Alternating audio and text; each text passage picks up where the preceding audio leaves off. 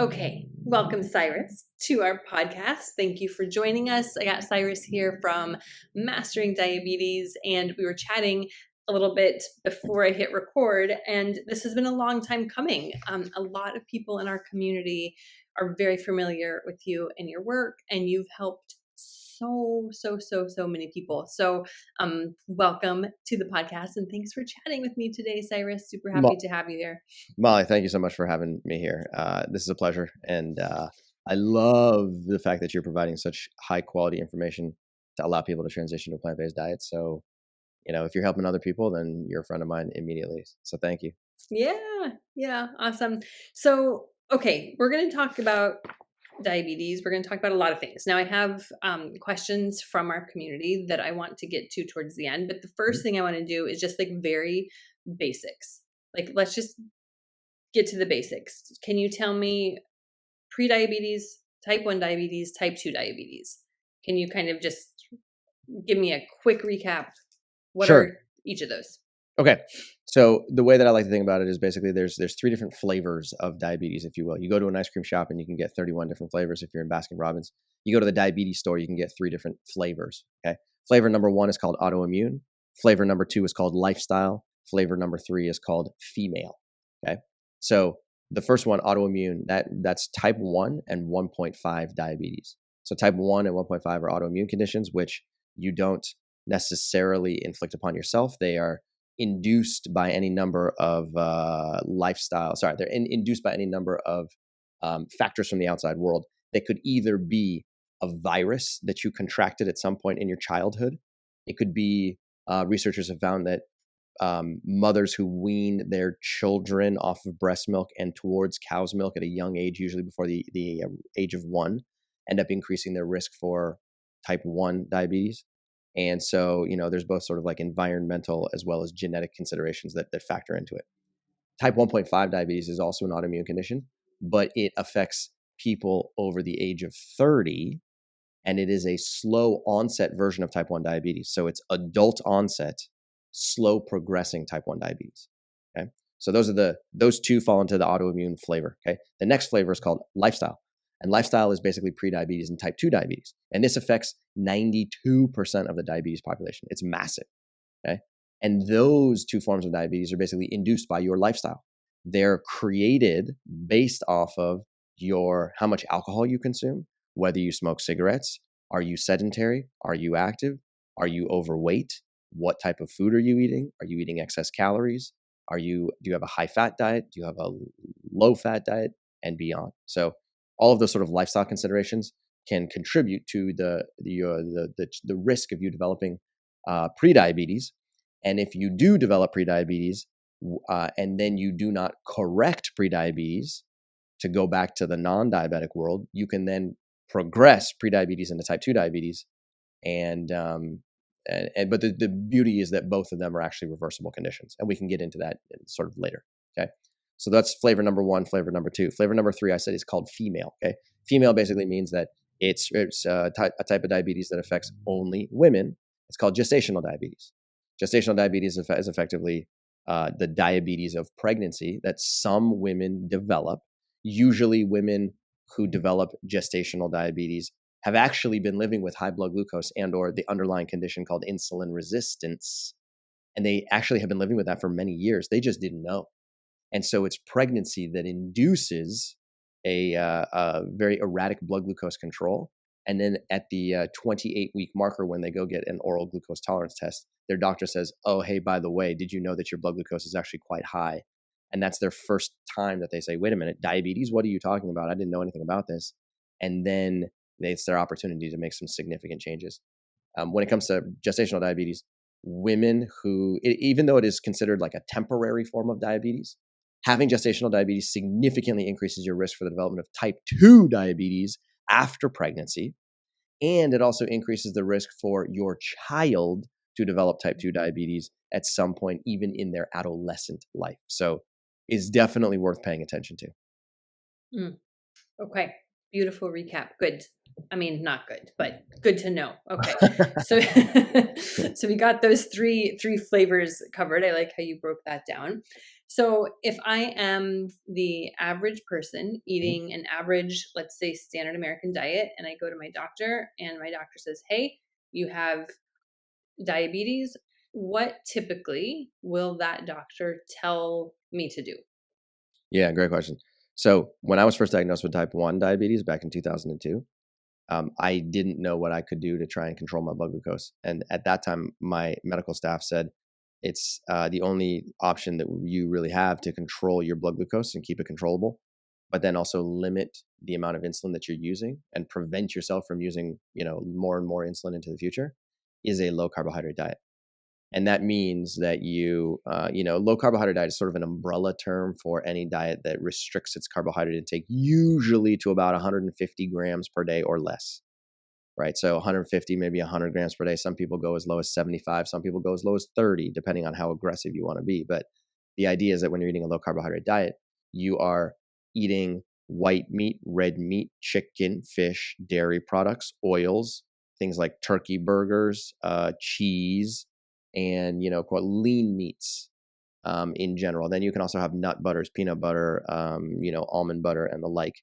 And you're trying to reduce your intake of all carbohydrate rich foods, whether they are refined, that come from things like cookies, crackers, chips, pastas, breads, sodas, and sugar sweetened beverages, or whether they come from whole carbohydrates like fruits and vegetables and legumes and whole grains.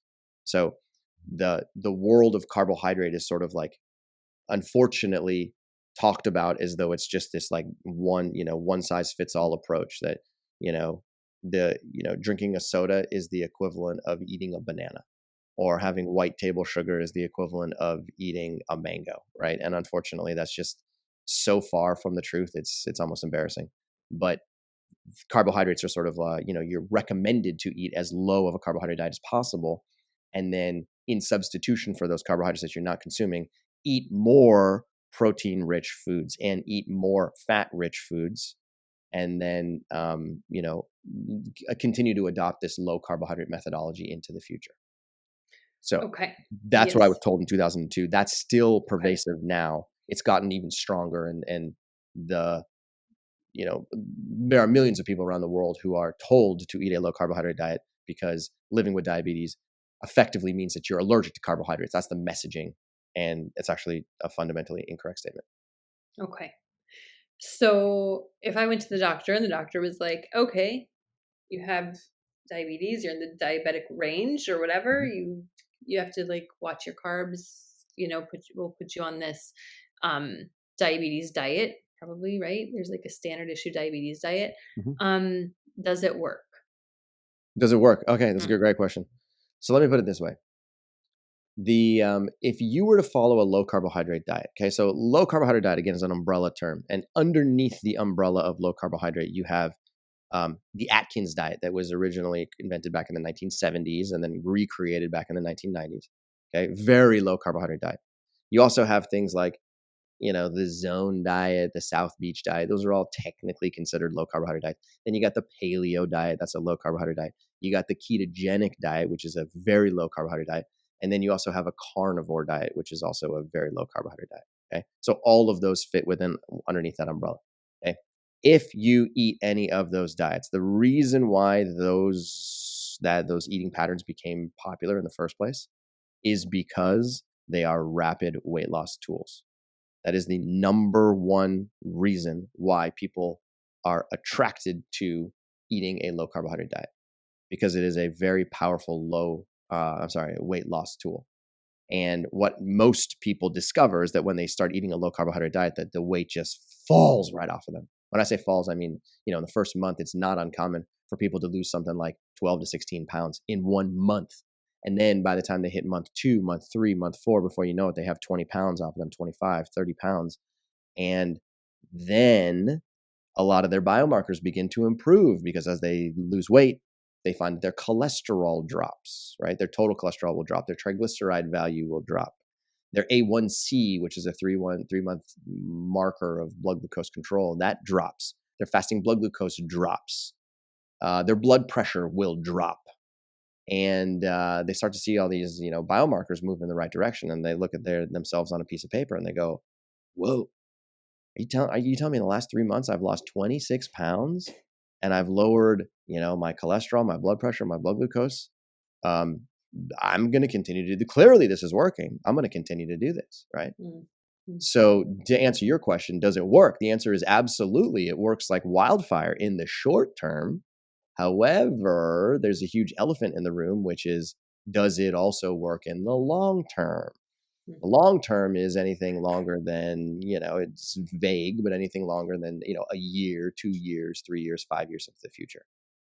And if you look into the scientific research, which is something that I've spent, way too many hours doing myself, and, having tried to really answer this question for myself as objectively as possible, you have to take a look at many different types of research studies. Because there's research studies that are conducted, as an example, in a metabolic ward that happen over the course of 2 weeks in a highly controlled environment. Then you have other types of studies that are, 6-week long studies with 50 participants where they're not in a metabolic ward, but they're actually at home. Then you have other studies that are randomized control trials that can last anywhere from 3 to 6 months, and that tell you a slightly different story. And then you have what are called epidemiological studies, which study, 5,000, 10,000, 20,000 people over the course of 2 to 10 years and try and figure out what happens to people over the long course, a long, long time. And what the research shows is that the short-term studies demonstrate significant positive benefits, just like we talked about. But as you fast forward in time and you get to the 1 year time point, the 2 years, the 5 years, and so on and so forth, you see a number of problems. Number one, adherence way down. Okay, it's very easy to stick to a low carbohydrate diet, especially a very low carbohydrate diet, in the short term, because you get all these benefits that come along with it. But usually, somewhere around the 6-month marker, 9-month marker, 12-month marker, it becomes very hard to follow a very low carbohydrate diet, and you see a lot of people just like stopping doing it. So adherence goes from something like, I don't know, 85%, 90%, south of 20%, because it's just flat out hard to eat that way. And then in addition to that, there's a lot of these like adverse side effects that come along for the ride. And the adverse side effects are all symptoms of one root condition. And that one root condition is called insulin resistance. So effectively, by eating a low carbohydrate diet, you eat yourself into an insulin resistant state, of a highly, highly insulin resistant state. And I can go talk about what that actually means in a second. But let's just assume that that's a true statement. You eat yourself into a highly insulin resistant state. And then a lot of the symptomology of living in an insulin resistant state starts to manifest itself, including, number one, high LDL cholesterol, which is the quote unquote bad cholesterol that predicts your risk for a future cardiac event. You don't want that number high, and that tends to creep up pretty quickly.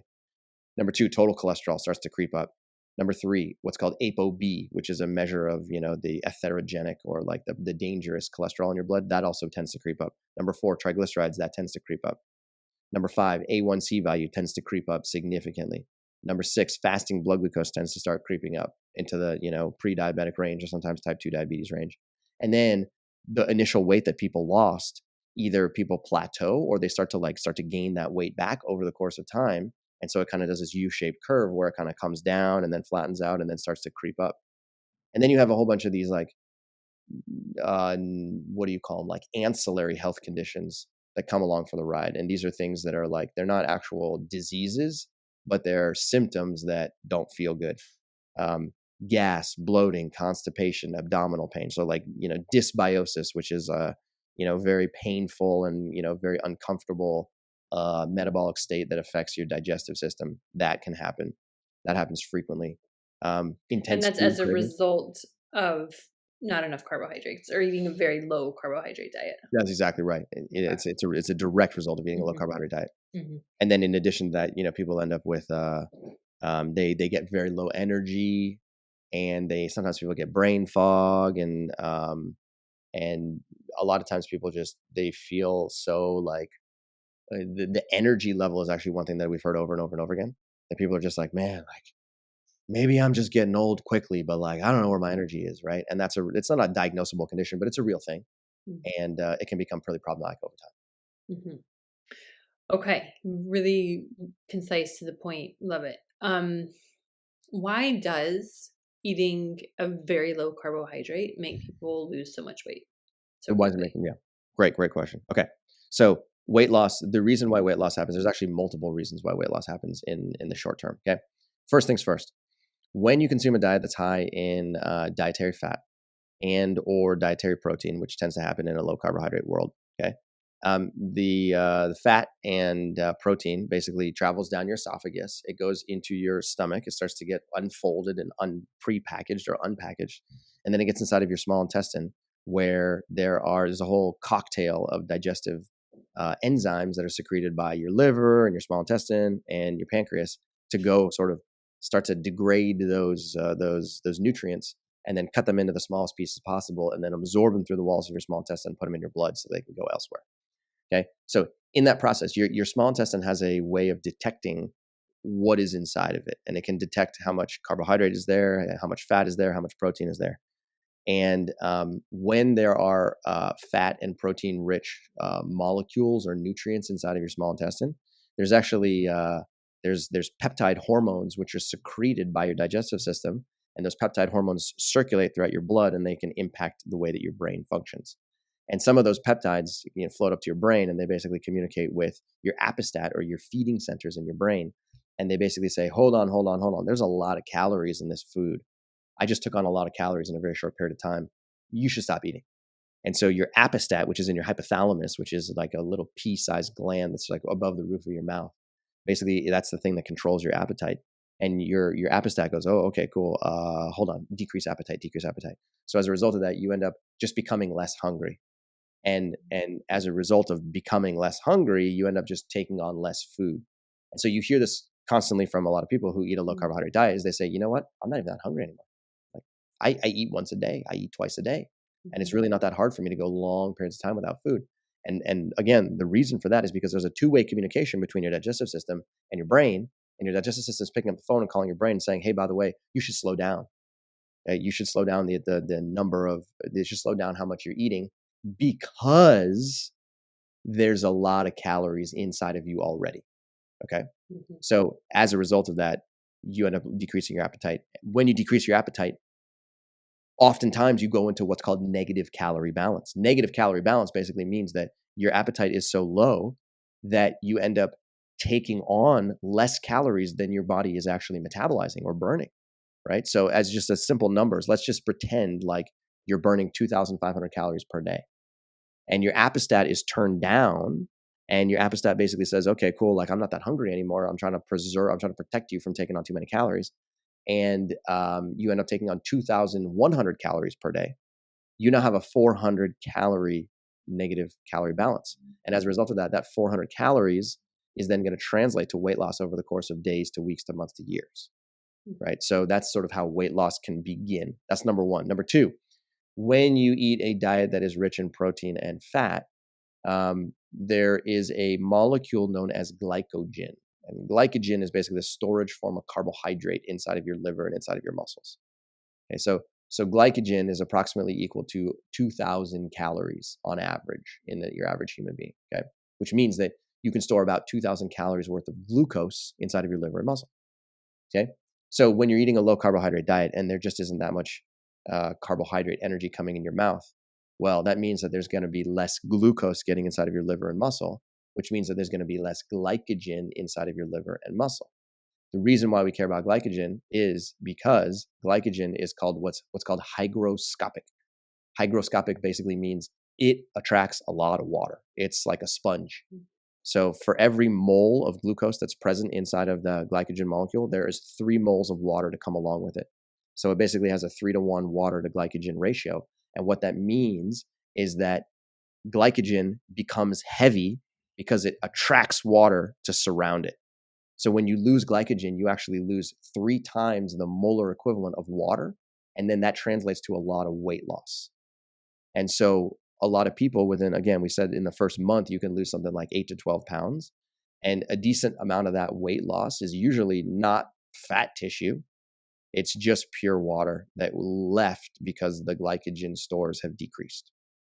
Okay. So those are the 2 sort of like primary reasons why people end up losing weight.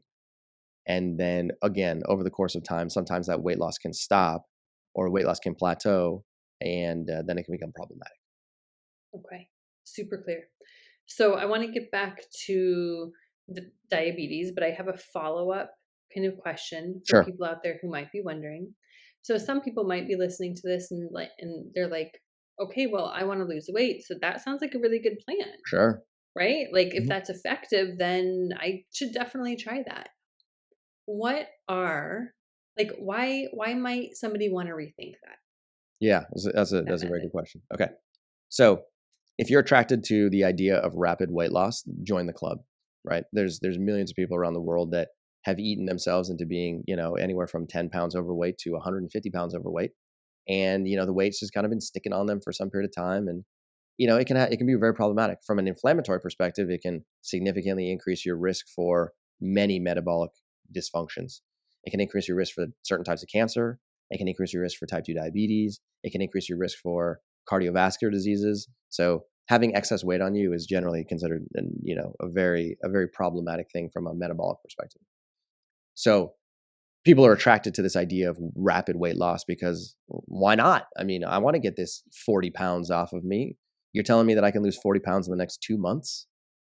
Awesome. I'm in, right? Why would I not lose 40 pounds in 2 months versus losing 40 pounds over 8 months?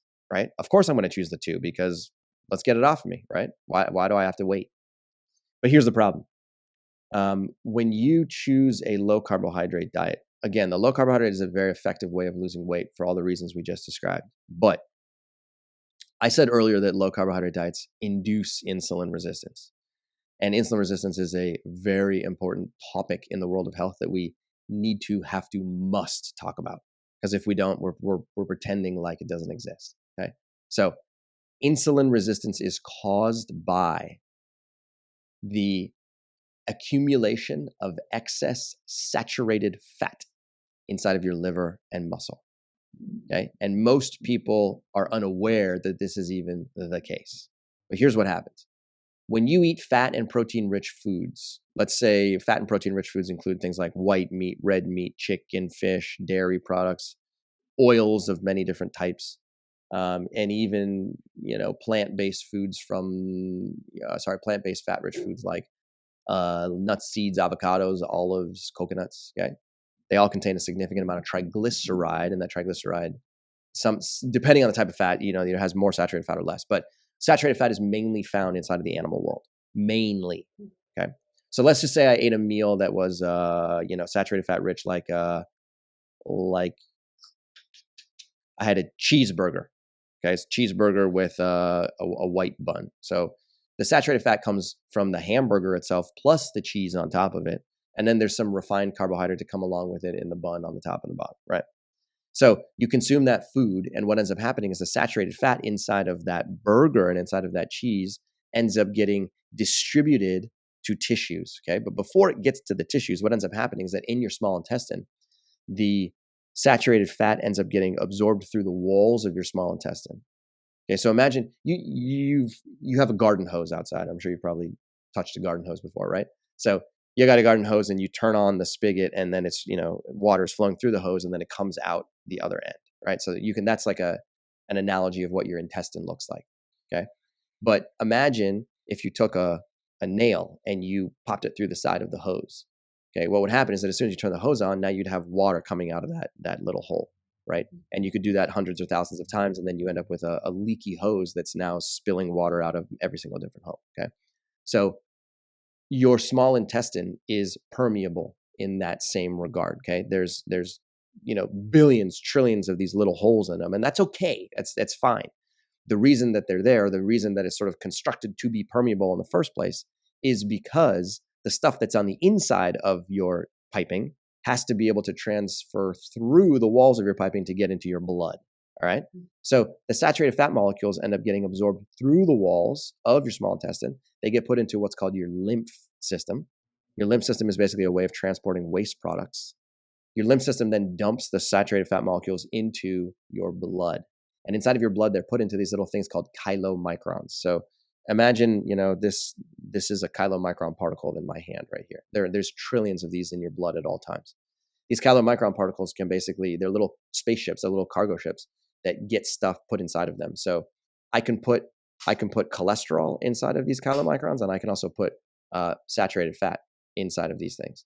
So if I have some saturated fat that came from my diet, I can then package them into these chylomicron particles, and then the chylomicron particles end up circulating all throughout your blood so they can eventually distribute the cholesterol and triglyceride elsewhere.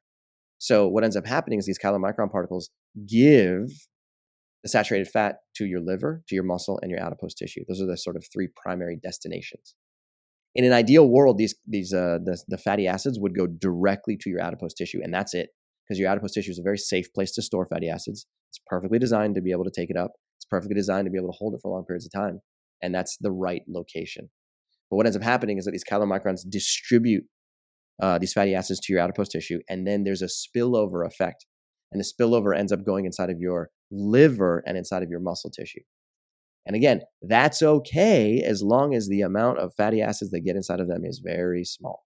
But, because that's their biological design, is to have the small amount. But what ends up happening is when you're eating a low carbohydrate diet and you consume a cheeseburger for lunch today, then maybe you have some meatloaf for dinner tomorrow. Then maybe you have some bulletproof coffee with coconut oil in it tomorrow morning. And then you have some cheese and yogurt for lunch. And then you have another, milkshake for dinner, and so on and so forth. Every meal you end up taking on more saturated fat and more and more and more and more and more. So what that does is in a short period of time, it overwhelms your liver and muscle with too much saturated fat. And your liver and muscle end up going into a self-defense mode where they're like, oh my God, where is this stuff coming from? I don't even want this. I didn't ask for this in the first place. And I can't block it from coming in. So your liver and muscle go into self-defense mode. Self-defense mode basically says, how can I block, or how can I prevent more of this stuff from coming in?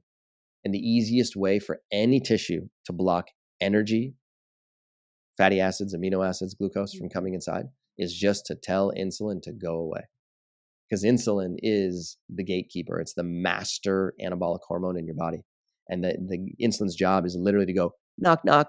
Hey, muscle. Hey, liver. There's some glucose inside of the blood. There's some amino acids inside of the blood. There's some fatty acids inside the blood. Do you want to take it up? Because it's here right now. If you want to take it up, this is your signal. Go. And your liver and muscle can respond by either saying, cool, sweet, thanks for telling me you're here. I didn't even know. And then they open their doors and they allow that stuff to come in. Or your liver and muscles can say, I'm not ready. I don't have enough space inside of me. I don't have enough room inside of me, because guess what? There's all these saturated fatty acid molecules that are already inside of me. I got to go oxidize these bad boys first. So that's what ends up happening is these saturated fat molecules end up occupying the space and basically creating a metabolic traffic jam, such that when you eat one banana or a bowl of black beans or just a small amount of carbohydrate, later, the glucose from that carbohydrate comes to the door of this liver and muscle. Insulin goes, knock, knock, there's some glucose in the blood. You want to take it up? And both of those tissues respond by saying, sorry, I'm not open for business. Go away. So effectively, the glucose gets trapped in your blood. It ends up accumulating. You end up with a high blood glucose value. And then you end up with an insulin secretion problem too, because your pancreas goes, oh, well, these 4 units of insulin didn't seem to get the job done. Why don't I just go make more insulin? And then it basically overpowers your liver and muscle into behaving so that it starts to take glucose into your tissues. Okay. So what does all this mean? Here's what it means. Low carbohydrate diets create a metabolic traffic jam in your liver and in your muscle. And as a result of that, you end up you accumulate saturated fat in both tissues. That then causes this thing called insulin resistance, where both of those tissues are not paying attention to insulin very well anymore as a self-defense mechanism. And that becomes hugely problematic, because insulin resistance is the single condition, the single most important condition in our health world today, in my professional opinion. And the reason for that is because insulin resistance influences almost every chronic disease that you can possibly think of, whether it's prediabetes and type 2 diabetes, whether it's high cholesterol, coronary artery disease, hypertension, obesity, many forms of cancer, chronic kidney disease, erectile dysfunction, neuropathy, retinopathy, blindness, and the list goes on. So if you develop a lot of insulin resistance and that insulin resistance grows over the course of time, sure, you can lose weight today, but you end up increasing your risk for many chronic diseases into the future.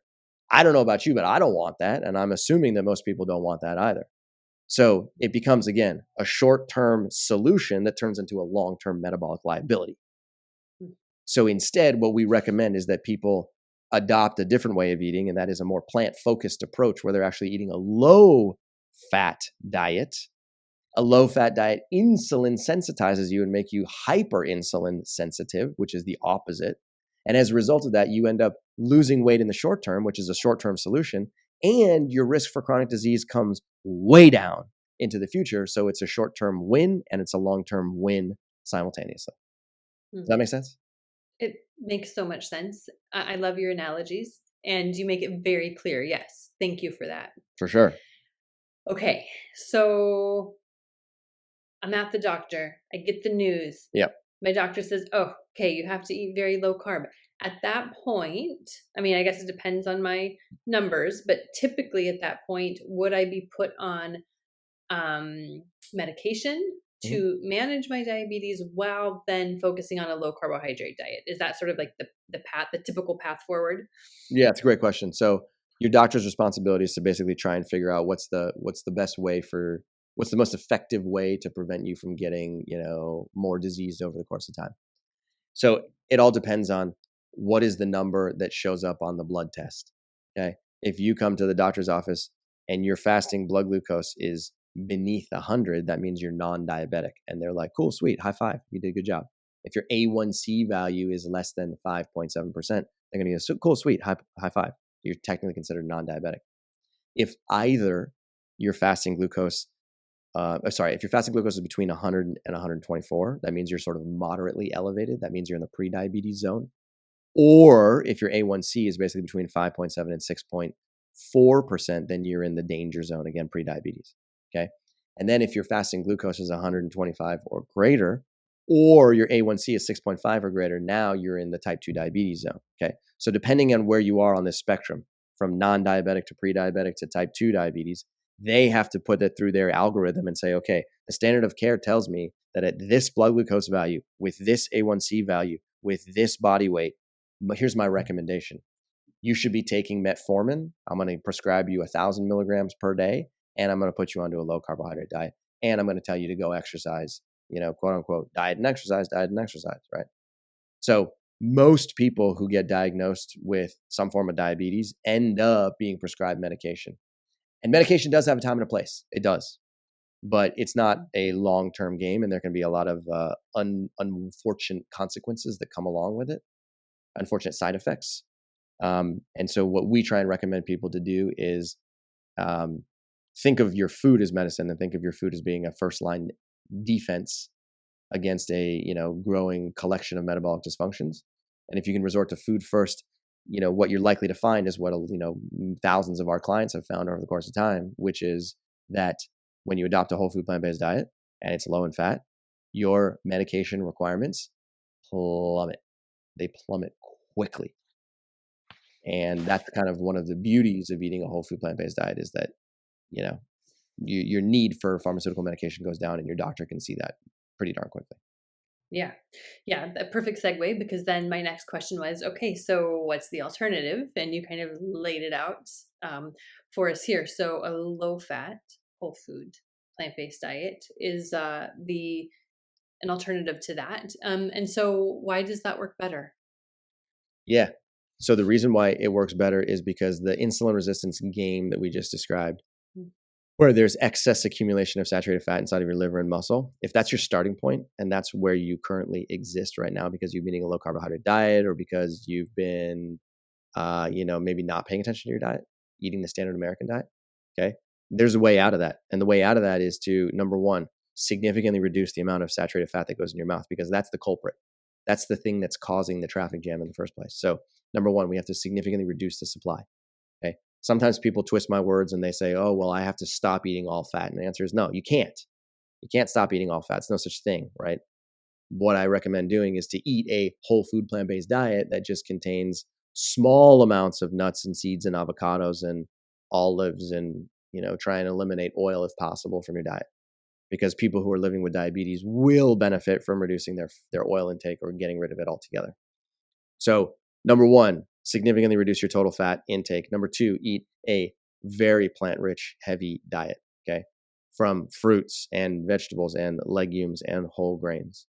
And when you do that, a number of things unfold in your favor. Number one, the traffic jam inside of your liver and muscle tends to get less problematic. Your liver and muscle end up taking those accumulated saturated fat molecules and they send them to the mitochondria, and the mitochondria oxidize them for ATP. They disappear, and then you end up reducing the sort of stress that both of those two tissues are experiencing. The way I like to think about it is that you get out of the fatty acid economy and you enter the glucose economy. Okay, you get rid of using fatty acids for fuel and having fatty acids enter your mouth, and that being the sort of primary currency inside of your digestive system, and instead transition over to the carbohydrate economy where you're eating more of that in abundance and you're storing more of that and you're oxidizing more of that on demand.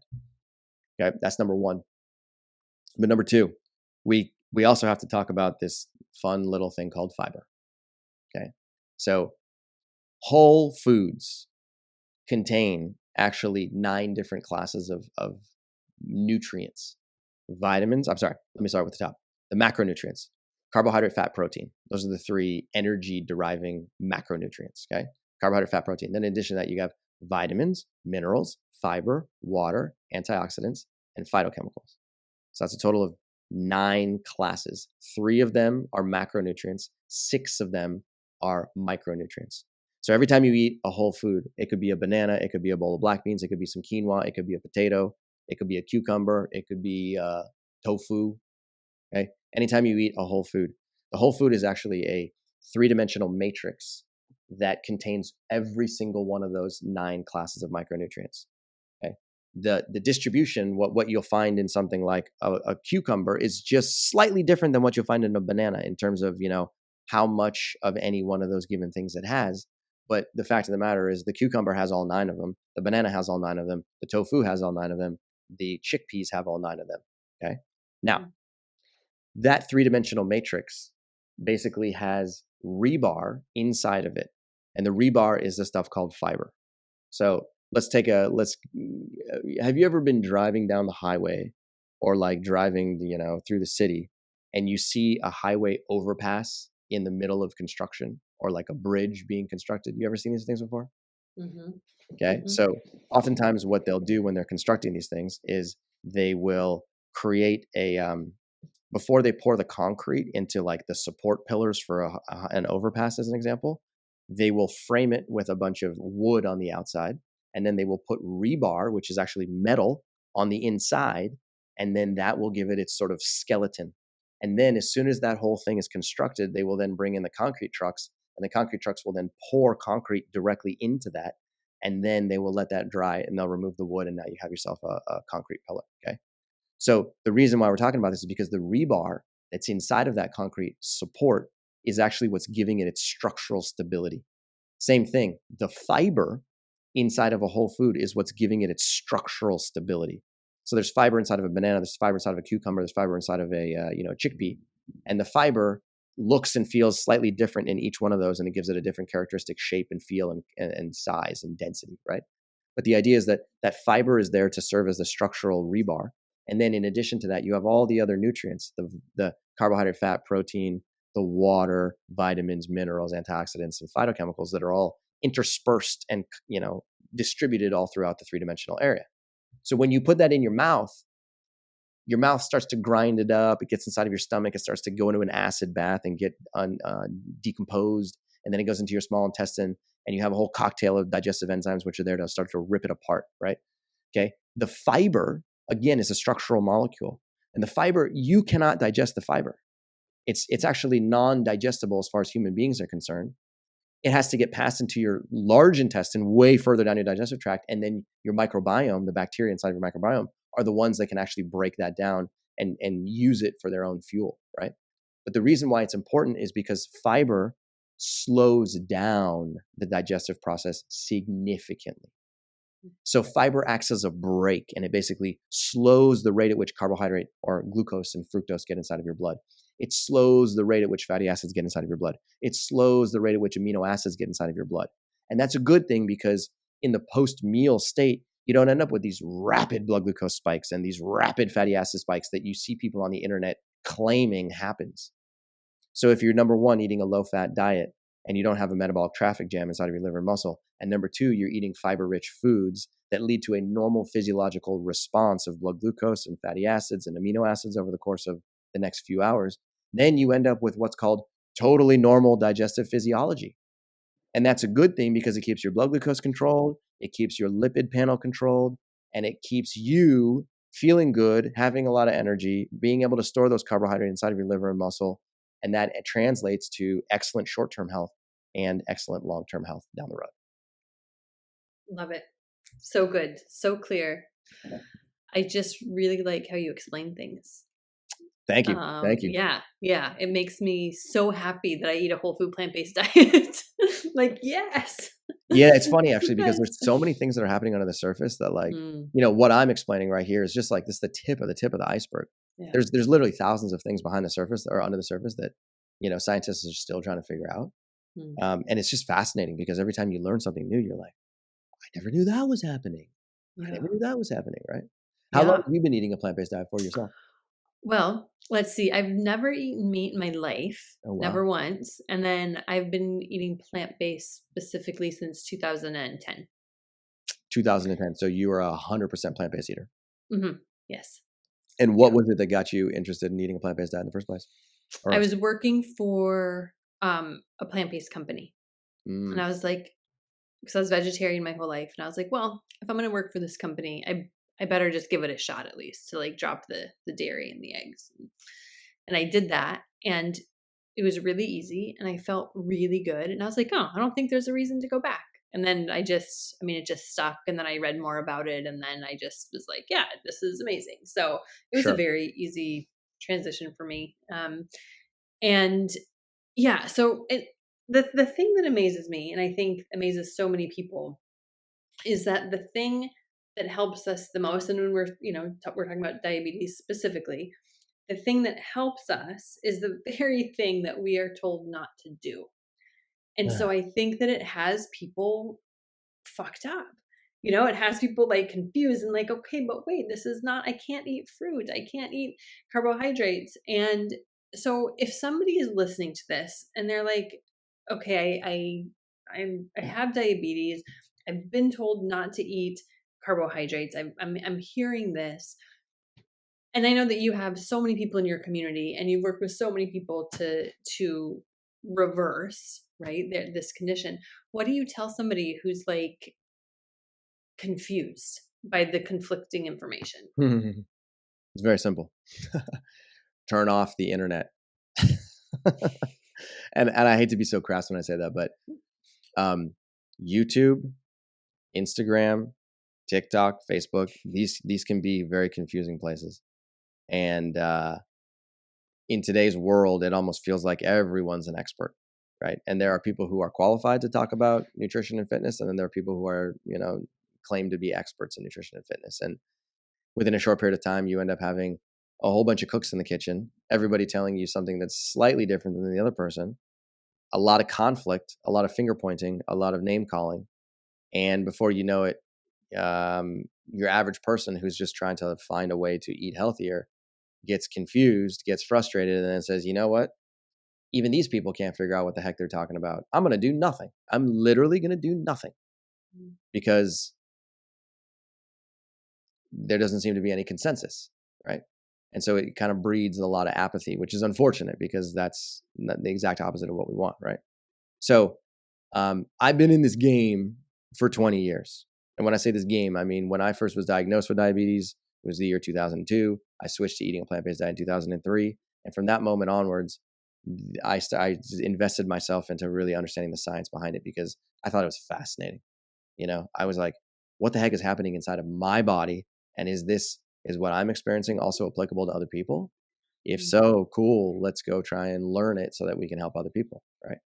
And in this process, after having read thousands and thousands and thousands of papers about diabetes and cholesterol metabolism and lipids and weight gain and all-cause mortality, and really trying to understand the research in as objective a manner as possible, I've come to the conclusion in a very short period of time that, like a lot of other people in the plant-based world have also come to, which is that Eating a plant-based diet is the most powerful form of medication that the world has ever seen.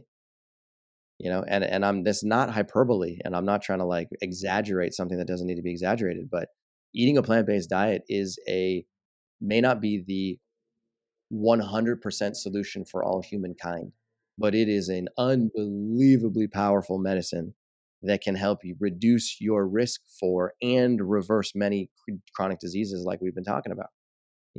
So if you look into the research, you'll find that people who eat a plant-based diet, or the studies that demonstrate the power of a plant-based diet, show significant improvements or can significantly reduce your risk for obesity, for many forms of cardiovascular disease, whether it's coronary artery disease, hypertension, high cholesterol, atherosclerosis, type 2 diabetes, prediabetes, polycystic ovarian syndrome. The symptomology of that can be significantly improved. And then in addition to that, we also have neuropathy, which is, nerve tingling or nerve damage. And then there's also a strong body of research that demonstrates the power of eating a plant-based diet for reducing your risk for the development of dementia and Alzheimer's disease 30 to 40 years in the future, right? So this massive collection of information that we have developed as a scientific community from literally the 1930s all the way to now, to call it 90 years worth of research, is so large that it is almost overwhelming, right? And it is there. It is available for your average person to go read. But you know what? Your average person isn't going to just go to PubMed and type in, trying to read some esoteric science, because it's just too much. It's just too complicated, right? But the point is that research exists, and it is there, and it is powerful, and it really demonstrates the incredible power of eating a plant-based diet. But yet, on the internet, the exact opposite thing is happening. And the opposite thing is that people want quick solutions. People want to lose 16 pounds in the next 2 weeks. People want to lose 30 pounds in the next 2 months because they want to fit into this wedding dress, or they want to look good when they go to the beach, right? And a lot of what people do is sort of driven by like a short-term mindset and a band-aid mindset. The way that I think about it is like, let me just do this thing so that I can like patch this problem, and then I can solve it in the short term. And like, I don't care about the long term. Who cares? Like, let me just solve this quickly. And so that ends up causing a lot of problems down the road. And this, as long as there will be companies and businesses and people who prey on this short-term mindset, then you're going to constantly have these problems. But if you really take a step back, take a deep breath, and say, all right, cool, I'm trying to do something for myself that works in the short term for sure, but I'm also trying to do something that works for me in the long term for sure. And I almost prioritize my long-term health more than I care about my short-term health, right? And if you can really, Powerful. really, really Yeah. get into that mindset and really believe it, then you are likely to migrate over to eating a plant-based diet, because the information and the data is so strong that it's almost impossible to deny. Yeah. And that's a really powerful mindset shift Yeah. to say, oh, I'm doing this for the long term, because then I think too, we're more likely to stick with it, because we're not looking for that instant gratification as well, because we're doing it for, not that it won't benefit us right now, because it will, but we're also like going to stick with it because we know that this is kind of for the long game. So that was a really powerful Yeah. statement. You're Thank you for absolutely right. offering that. For sure. And one thing that we've also noticed within our coaching program, Mm. we run a coaching program specifically for people with all forms of diabetes to transition their lifestyle. And in the first iteration of the coaching program, we told people, come join, hang out with us for as long as you want, and then you can peace out when the time is right for you. Just kind of so make people feel like they're not locked into some kind of contract, right? And what ended up happening is that there were a lot of people who joined, and then they would stick around for like a month or 2 months or 3 months, and they wouldn't get very good results because they're looking for the short-term fix. And then they were sort of acting impulsively, and then they would leave, and they'd be like, oh, it didn't really work, right? And then we started to switch the way that we communicated, and we started to say, you know what, like, I'm not even going to let you into this world unless you commit for a 6-month period or a 12-month period, end of story, right? If you want to solve this problem in the next month, do it by yourself. We're not interested. Right. You got to be here for at least 6 to 12 months. And if you can commit to that time frame, then we can commit to significantly improving your health. And so when we Smart. made that switch, holy crap, the number of people that got good results went through the roof. And the impact that it was having on people's health was just like, is unbelievable. So you're right. You got to switch your mindset. If you're in the short-term mindset, switch it over to a long-term mindset and it'll change everything about you as far as I'm concerned. Ah, beautiful. So good. Okay. So I have, I can't believe we've been talking for so long, but this, It's all this good. got by really, really fast. So I have some questions from our community. But I first want to ask, because we touched on like, okay, if you're doing the standard American diet thing, or if you're doing the low carbohydrate thing, switching to plants, awesome. If people are eating a plant-based diet and they want to, maybe their numbers aren't right where they want them to be, what do you suggest? Is it just playing around with the amount of like nuts and avocados and like coconut milk and that kind of stuff in your diet, or like what advice would you give a person who's already eating a whole food plant-based diet? Yeah, right. Okay. So you could take, 100 people and put them into a room, 100 whole food plant-based eaters and put them into a room and say, what do you eat? And you'll come up with 100 different solutions, 100 different answers, because everybody has slightly different preferences, different, activity levels, different desires. And so as a result of that, there is really like no template. But let's just give an example. Suppose somebody is eating a whole food plant-based diet and they're committed to doing that, and yet they still find that they are, 20 pounds overweight and they just can't seem to get that extra 20 pounds off of them, right?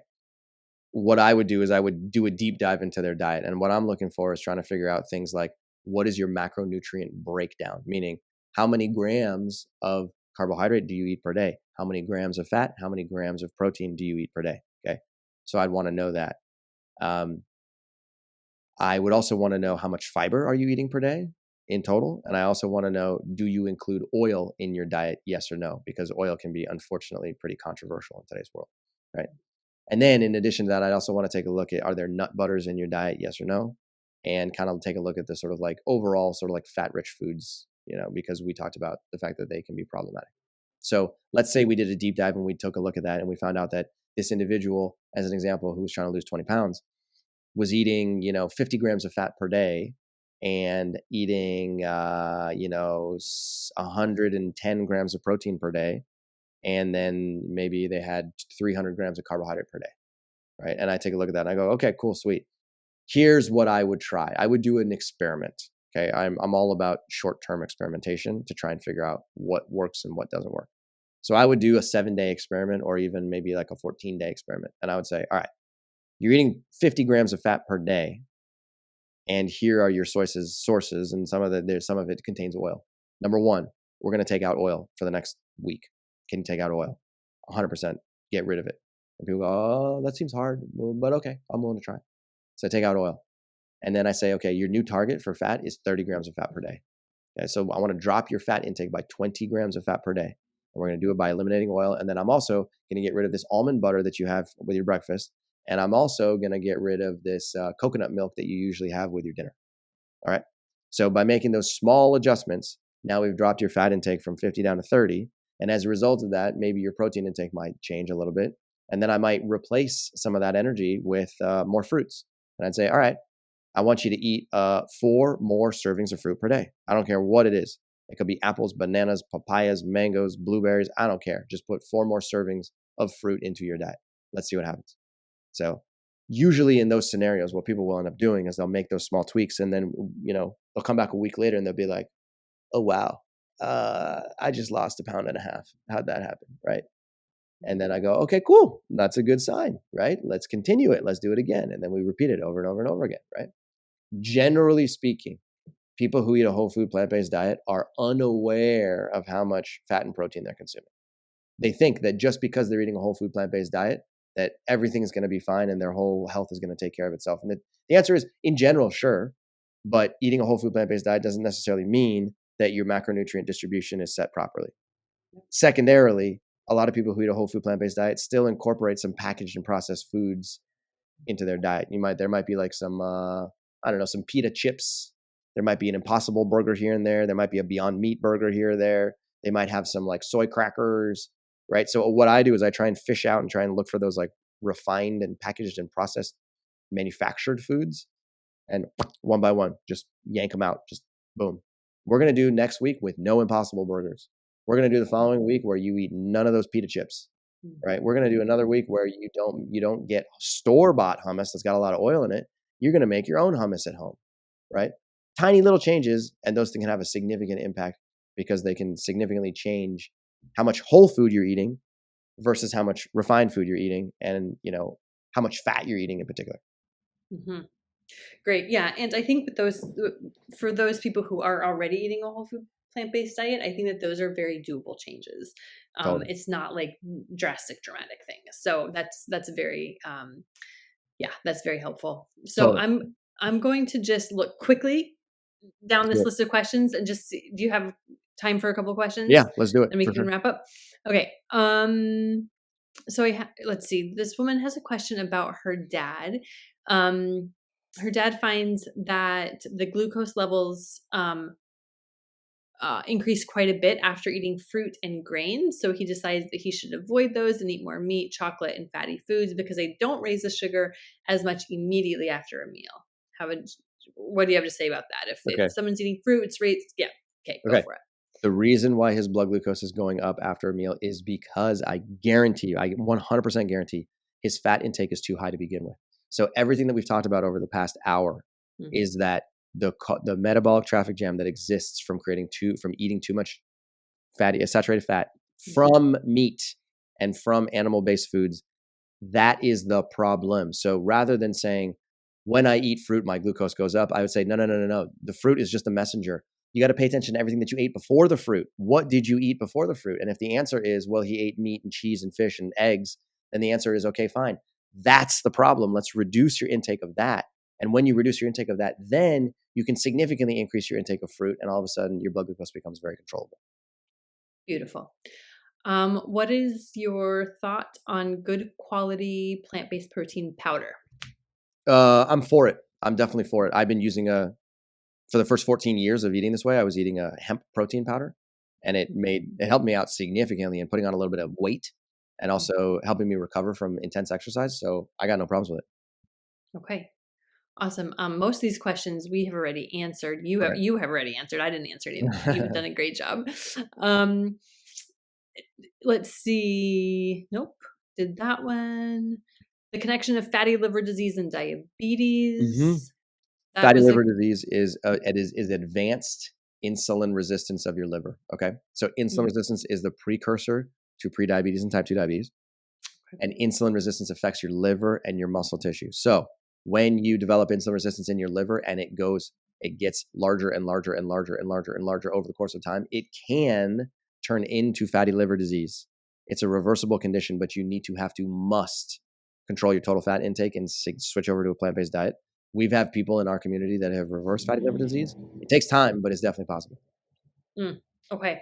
And literally all the other questions you have already answered. So thank you for doing this and for volunteering your time to talk with me and answer all these questions and to give such wonderful insight. It's such important information and more people need to know this stuff.